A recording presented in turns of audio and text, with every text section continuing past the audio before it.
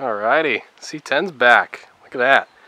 It hasn't really been anywhere. It's just kind of like sitting on the side of my property, just dying pretty much. Hasn't really done anything to it. The weather sucks. I was supposed to do a really good video today and it's just started raining out of nowhere. It's ridiculous. You can see the clouds over there. Like, look at that. Isn't that annoying? Pisses me off. But anyways, so I am back. So as a lot of you guys probably noticed, hopefully as this focuses on my face, you guys probably do notice I am using a different camera right off the bat because I decided to step up my game a little bit. This isn't my camera, but I decided to use a camera. I'm borrowing my mom's. It's a DSLR. And so I wanted to try like a nicer camera out because I am looking to get a better camera. A lot of you guys probably didn't like the GoPro because it does not do well for far range. When I try to zoom in on something in like an editor, it becomes extremely blurry and just looks terrible. And even like when I'm doing a regular shot, I've dropped both my GoPros like flat on the lens on concrete. So it's scratched both the lenses. So my GoPros are pretty blurry and they're only good for like driving stuff. So I decided to try this out. Hopefully it does good. If the audio is wonky, if the lighting's wonky and focusing kind of sucks, I'm sorry. I've never used one of these cameras before, so I'm trying this out.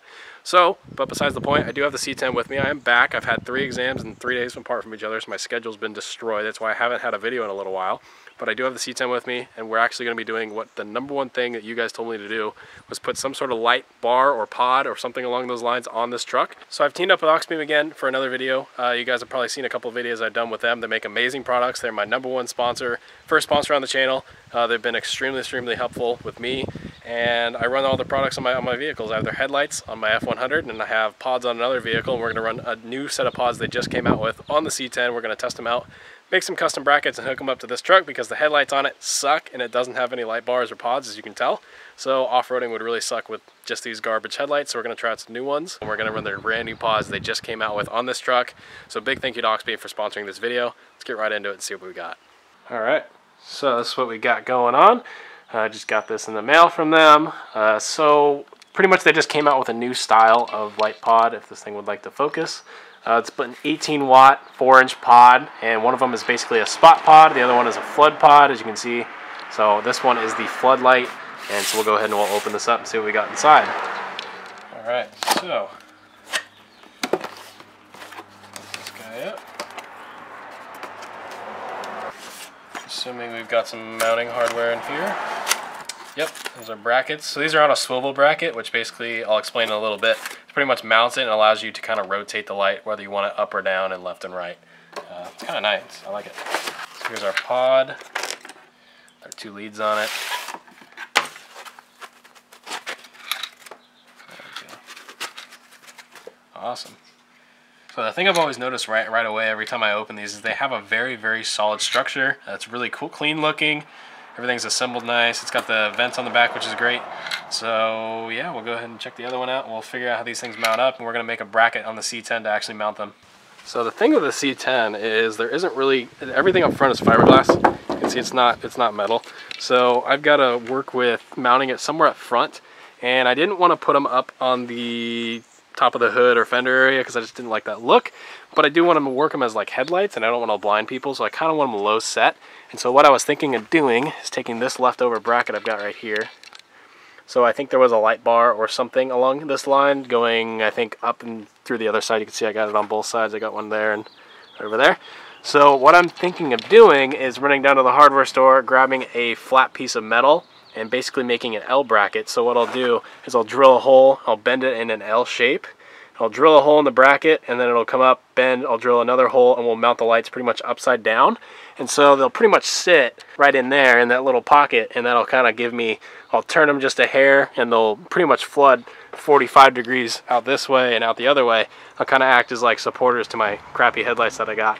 So this should help work pretty good. So I'm going to go down to the hardware store. I'm going to first go ahead and take a micrometer, I believe it is, and we're going to measure that hole diameter so I can know what bolt to put through it. I'm going to get the bolts, I'm going to get the little mounting bracket, and we're going to pretty much make this, and I'll show you guys how I do it. So the tool that's going to help me with this hole is called a micrometer. I'm sure a lot of you guys have seen these before. So what it does is it pretty much has millimeters and inches, and the inches on the bottom. So I'm going to go ahead and open this up so you can see we got our numbers right there, which go up to 1 inch like that. So I'm going to bring it back to the 5, which would technically be ½ an inch, and this little dial pretty much tells me if I'm exactly on it or not. So right there, I'm pretty much exactly just shy. There we go. Now I'm exactly at ½ an inch. So this will go on the outsides or this can go on the insides. And it's pretty much what I got here is a 1/2 inch pipe wrench, line wrench. And so if I go like that, this will sit perfectly inside the teeth. You can see I can't move it. So this will measure my diameter of that hole. So I'm going to go ahead and put these teeth inside that hole, and it'll tell me exactly how big that hole is. So when I go down to the hardware store, I know exactly what diameter bolt I need to get to fit in there. And then I can also pick and choose what size diameter hole I want to drill in the new bracket. So when I put a bolt through that, or the mounting bracket, I'm going to measure the diameter of the mounting bolt, and so I can make sure I get the right hole drilled so it doesn't slosh around at all. So it should work pretty good. So I've got my hole in my micrometer, so I'm sure it's not going to be very exact. As you can see, it's a little bit ovalized and corroded. So if I put this guy in, I open it up pretty much all the way. If I pull it down just a hair, I pull that guy out. Looks like we are at, yeah, right about a 1/2 inch. 1/2 inch is right there. Yeah, same reading. Should be pretty good. So I can pretty much go ahead and get a 1/2 inch diameter bolt to go through this one. Same on the other end down there. And we'll figure out what diameter hole I need to drill. Alright, so I'm going to go ahead and put this little bracket together so I can kind of gauge where I'm going to sit. So pretty much when I make that L bracket and it kind of hangs over, this is going to screw in through the bottom of it. So I need to measure the diameter of this hole, or this bolt, which is looking like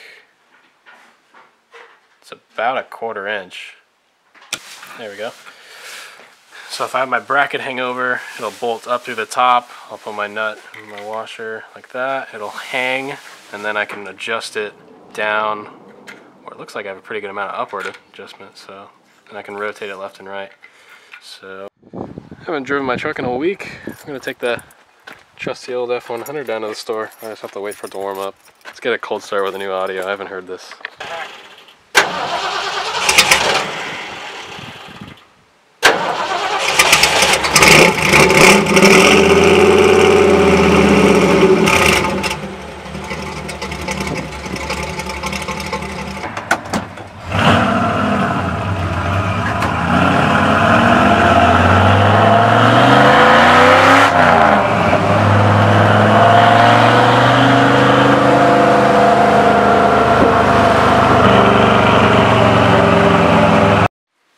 So what I ended up getting was I got a long piece of angle iron, as you can see, and then I went ahead and I cut it into 2 pieces. They're about 1 inch wide. Now I'm about to drill the 1/2 inch hole to fit this bolt. This is the 1/2 inch, the same one I measured to go in the bumper. I'll drill a hole, and then I'll go ahead and mount this on the side. I'll drill another hole through the bottom, so the light bar or the light pod will pretty much hang from the bracket like that. And so right now I'm just going to go ahead and take them, put them on here, and clean them up real quick. And then we'll get them on the truck, get the holes drilled, and start wiring them.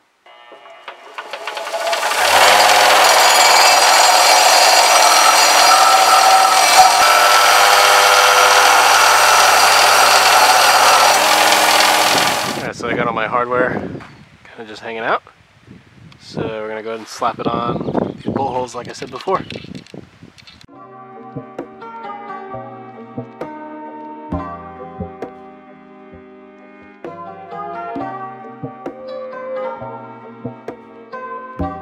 So you can see we got our brackets. They're pretty simple. I didn't really try too hard. You can actually see I intentionally moved this hole outwards a little bit so the lights kind of don't interfere with the skid plate here. I want them to be as far out and as far down as I can get them in this general vicinity. It's alright. So now I'll go ahead and I'll get the lights. I'll mount these up, and we'll get into wiring.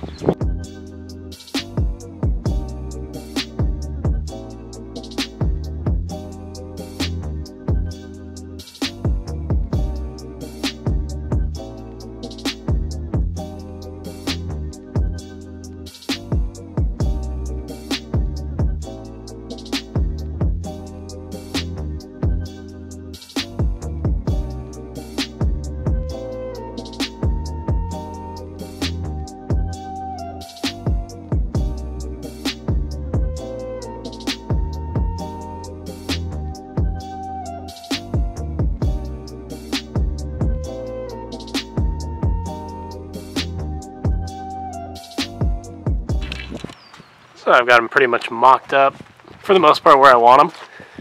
I just kind of popped them in there. They're not perfect by any means. This one kind of looks like that bracket could be bent just a hair.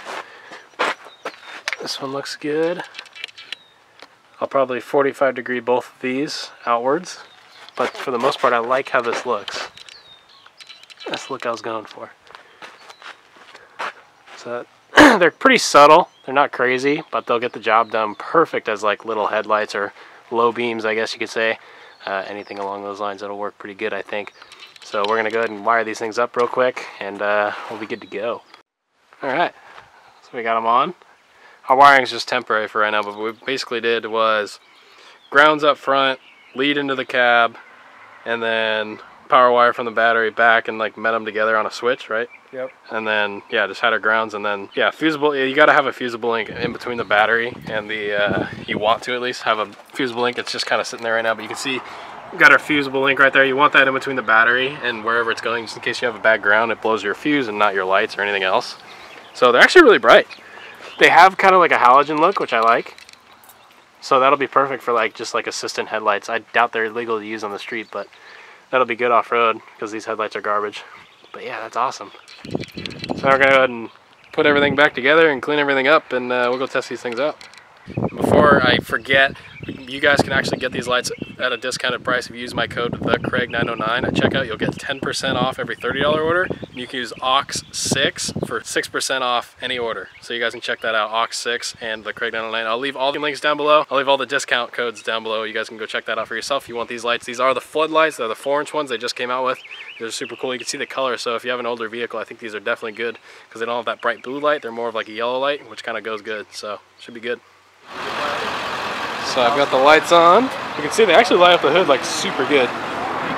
It's kind of like a weirdly lit parking lot. So you can see. Hey, yeah, I'll just turn them off just for comparison. No film. No filming. No filming. Craig, just redo that clip, bro.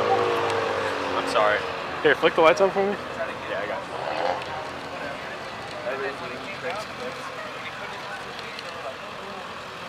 So they're pretty good. They're really, really, really low. I need to turn them up to get them out, but I don't want to like blind anyone, so. Oh boy. All right, so we're out at some baseball fields, just kind of hanging out. It's pretty much pitch black in front of me. So here, I'll turn them off real quick so there's no light so you can kind of get a better perspective. So let's put them off. You can see it's like nice and dark out. They're super low though. So I gotta angle them upward. So if I flip them on, that's really impressive for, I mean, look at the angle. They're literally like facing the floor. So if I angle them pretty much straight outwards, that's gonna be good. So I'm gonna go ahead and angle them upwards. I'll go ahead and time lapse it real quick.